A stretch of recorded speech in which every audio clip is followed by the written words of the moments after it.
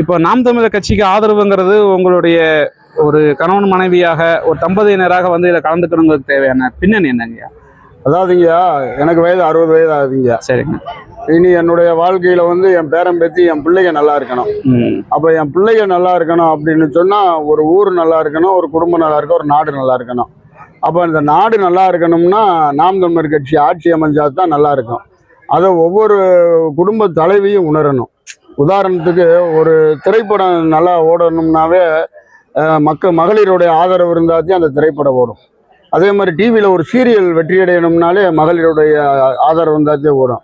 அதே மாதிரி பெண்களுடைய ஆதரவு எந்த கட்சி பெறுதோ, எந்த தலைவர்கிட்ட பெண்களுடைய ஆதரவு பெறுதோ அந்த கட்சி தான் வெற்றி அடையும்.